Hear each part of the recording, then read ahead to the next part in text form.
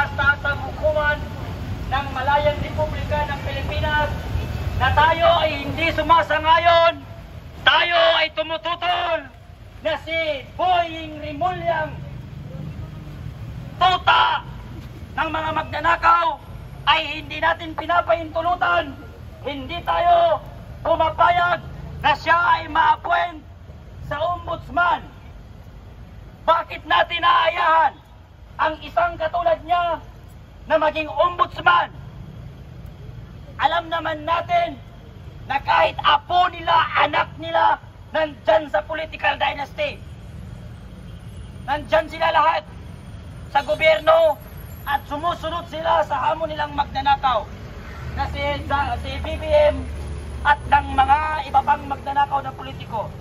Kaya tayo ngayon ay naririto upang irepresenta na tayo ay tutol at hindi tayo pumapayag na si Rimulya ay maging ombudsman, sapagkat alam na natin kung ano ang purpose nila, kung bakit yan ang gusto nilang ilagay sa ombudsman para ang kanilang mga sariling interes at pagnanakaw ay matakpan at hindi malaman ng sambayan ng Pilipino. Unang-una sa lahat ng purpose nila kung bakit gusto nilang ipaupuin sa ombudsman. Kasi ang ombudsman, yan ang dapat mag-imbestiga kay Zaldico, Martin Romualdez at iba pang mga politiko na sangkot sa nakawan sa gobyerno. Hindi ang House of Representatives, hindi ang mga senator ang dapat magpatawag at tumimbestiga sa mga politiko na sangkot at may kinalaman sa nakawan sa gobyerno. Sino ang dapat mag-imbestiga sa kanila? Yang ombudsman na yan. Kaya yan ang dahilan kung bakit yan si Rimulya ay gusto niya siya ang mamuno sa ombudsman para pagtakpan ang amo niya at mga ninako nilang pera. Pangalawa, pipigilan nila si VP Sara Duterte na tumakbo sa pagkapresidente ngayong 2028 kasi takot sila na pag sila ay nawala sa posisyon, sila ay nawala dyan sa mga paamo nilang mga asong kulol na aso ng gobyerno, lahat sila ay makukulong. Kaya yan yung dahilan kung bakit gustong-gusto nila at atat na atat silang ipa-impeach si VP Sara. Ang tanong, bakit ang bilis nyo na-trace at nahanap si Alice Go? Ang bilis nyong nahanap si Kibuloy? Ang bilis nyong pinakulong at dinala sa Netherlands si Duterte? Bakit ang mga magnanakaw na politiko ilang buwan na ang nakakalipas ng investigasyon ng mga yawa at putang ina na House of Representatives? Bakit wala pa rin napapanagot at nakulong? Mas nauna ba akong pinadala ng subpina kaysa dun sa mga magnanakaw na politiko?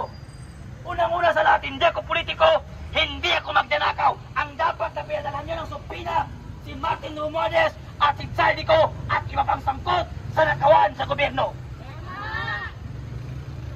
Kaya naghihirap ang Pilipino dahil sa mga politikong namumuno sa atin na walang ginawa kung hindi magnakaw at magpakasarap sa kaban ng bayan. Kaya ngayon kami ay naririto at humihingi kami ng tulong at saklolo dito sa Supreme Court na sana huwag ninyong ayahan o pagbigyan na si Boying Rimulya ang asong ulol ng gobyerno at bayaran ni BBM ay hindi maupo sa ombudsman. Tutulan ba natin ito? Tututol ba tayo? Tayo ay hindi papayag sapagkat alam na natin kung ano ang kanilang gusto at kung ano ang purpose nila kung bakit yang si Boying Rimulya ang tuta ay gustong-gusto niyang maupo dyan sa ombudsman. Ang COMELEC hawak nila, ang Congress hawak nila, ang Senate hawak nila, pati ba naman ang ombudsman hahawakan ninyo?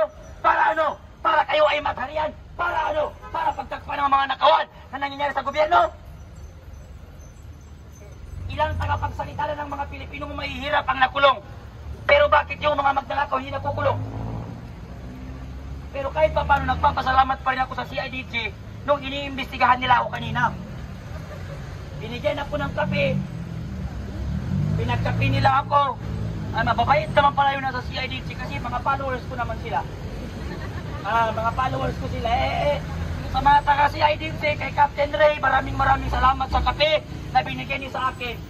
Nagpapasalamat ko, kulang nga lang pandesal, pero okay na yun.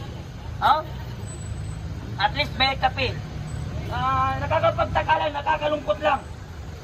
Sa totoo lang, yung mga politikong magnanakaw, yung mga mukhang burat na magnanakaw na politiko, wala sana kami rito sa kalye, wala sanang magrarali kung nasa matino kayong pag-iisip at kung may nagagawa kayo sa ating bansa. Hindi kailangan ng Pilipino magrali. Pero bakit tayo nandito at nagrarali? Dahil ang mga namumuno sa atin ay walang konsensya at pagmamahal sa bawat Pilipino.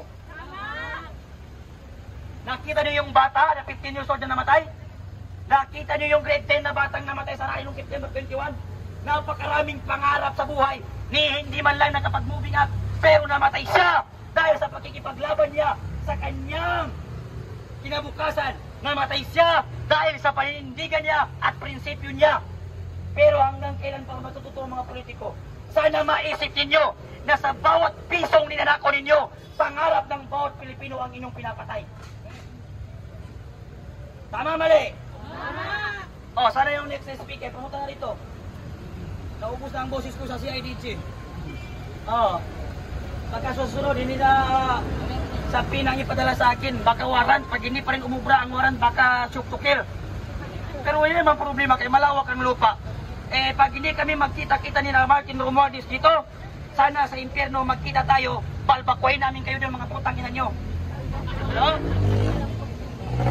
Dalanin mo, nagpapakasarap ang mga anak niya. Ang anak niya nandun, 10 million every month ang pinapadala. Samantala yung mga estudyante dito, walang makain, binabaha. Tapos sasabihan pa rin Sela Alonte, wala kaming utang na loob sa mga Pilipino, yawa. Bramo, panty mo, napkin mo, pati bahay mo, pera ng taong bayan yan. Kaya sana magkaroon ng utak ang mga namumuno sa atin, pati ang kanilang mga anak. Thank you very much. Okay, magandang hapon po sa atin lahat. Nakita niyo naman ang aking pagmumukha.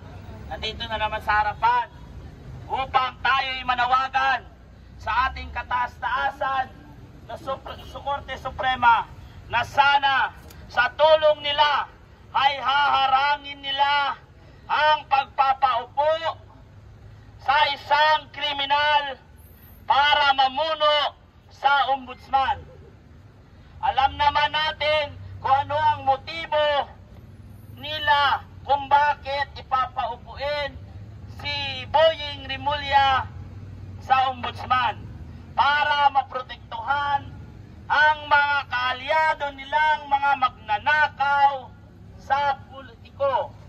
Gusto nilang mapawalang sala sila Saldico, Martin Romualdez at una sa lahat itong Presidenteng Bongbong Marcos, sapagkat walang nangyayaring nakawan sa administrasyong ito kung walang kinalaman ang walang kwentang Pangulo sa ngayon.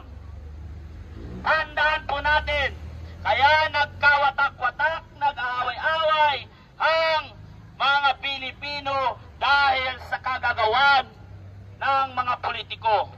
Ngayon naman, para sa ating mga kapulisan, kami nagpapasalamat sa inyo sapagkat binabantayan nyo kami. Tama yan, kasi yan ang sinumpaan ninyong salaysay. Pero tama din itong ipinaglalaban namin para sa inang bayan. Karapatan din namin na magsalita at iparating ang boses ng ordinaryong Pilipino na tama na, sobra na. Tama na ang paggagahasa sa kaban ng bayan ng mga politikong ating ipinahiram ng mandato. Yung mandato na pinahiram natin pansamantala ay nais natin bawiin upang makamit natin ang tunay na kalayaan ng ating demokrasya. Sapagkat hanggat nariyan ang mga politikong magnanakaw na yan, kahit ngayon kami nagrarally dito, yung mga magnanakaw na yan ay gumagawa pa rin ng paraan para magnakaw ng magnakaw sa kaban ng bayan. Tandaan po natin, hindi maghihirap ang Pilipinas kung walang mga politikong magnanakaw. Hindi tama ang sinasabi nila kaya mahirap ang mga Pilipino dahil tamad. Ang katotohanan, kaya naghihirap lalo ang mga ordinaryong Pilipino dahil sa mga politikong magnanakaw na nais takpan ni Boying Rimulya pag siya'y naging ombudsman. Kaya ang panawagan namin sa Korte Supremang ito, sana po ay gumawa tayo ng paraan upang maharang ang pag-appoint kay Boying Rimulya sa ombudsman. At alam naman natin kung ano ang gagawin niya sa ombudsman. Yan ay sarahulain lamang para patakpan ang mga pagnanakaw ng kanyang mga amo.